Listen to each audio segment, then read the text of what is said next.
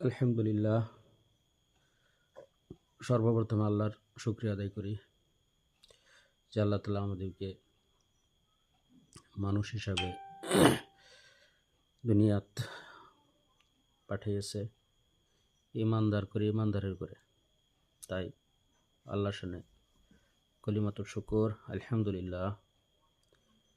যে নবী পাক সাল্লাল্লাহু আলাইহি সাল্লাম আমাদের জন্য কষ্ট করেছেন, আল্লাহর কাছে দোয়া করেছেন আমাদের মাগফিরাতের জন্য, আমাদের নাজাতের জন্য, সেই নবী পাক সাল্লাল্লাহু আলাইহি সাল্লামের উপরে একবার দরুদ পড়ি অন্তরস্থ কাছে। সাল্লাল্লাহু আলাইহি ওয়াসাল্লাম।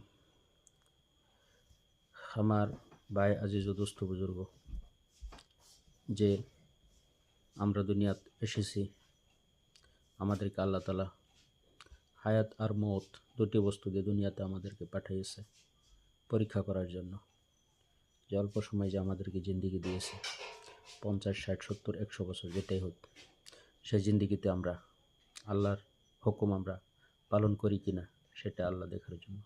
আমরা যদি আল্লাহর হুকুমকে পালন করি, আল্লাহর নবী সাল্লাল্লাহু আলাইহি সাল্লামের সুন্নতি তরিকায় যদি আমরা চলি, তাহলে আমাদের এই দুনিয়ার জিন্দিগির পরে যেটা আখিরাতের জিন্দিগি, যেটা কবর থেকে শুরু হবে, সেই জিন্দিগিতে আল্লাহ তাআলা আমাদেরকে শান্তিতে রাখবেন, জান্নাত দান করবেন। তে ভাই, দুনিয়ার যদি আপনি আমি সুখেও থাকি সময় কেটে যাবে, দুঃখেও থাকি সময় কেটে যাবে, কিন্তু আখিরাতের জিন্দিগি যদি সুখী হইতে পারেন তাহলে তো কোনো কথা নেই। আর যদি মুসিবতে পড়ে আযাবে পড়ে যায়, তাহলে সেই সময়টা কিন্তু আর কাটবে না। আখিরাতের সময়টা লা মাহাদুদ জিন্দিগি, যে সময় শেষ হবে না, শুরু হবে শেষ হবে না। তো আমরা সবাই আখিরাতের চিন্তা ফিকির করি, আল্লাহর হুকুম, আল্লাহ নবী সাল্লাল্লাহু আলাইহি সাল্লামের দেখায় যাওয়া রাস্তা আমরা সবাই চলার চেষ্টা করি। চেষ্টা মানে চলতেই লাগবো, না হইলে কিন্তু ছাড় নাই আখিরাতে।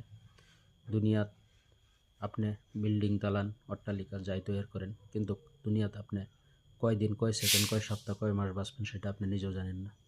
কিন্তু আমার আপনার দুনিয়া ছেড়ে যেতে হবে, সেটা 100%, 1000% গ্যারেন্টি আছে, সেটা যাইতেই লাগবে, সেটা আমরা সবাই জানি। কিন্তু আখিরাতের জন্য আমরা কি বাজার করেছি ভাই?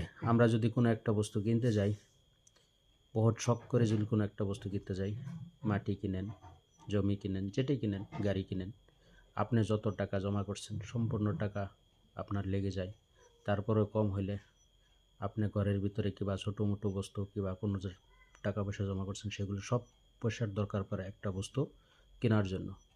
তাহলে জান্নাতকে পাওয়ার জন্য যে নেক আমল করার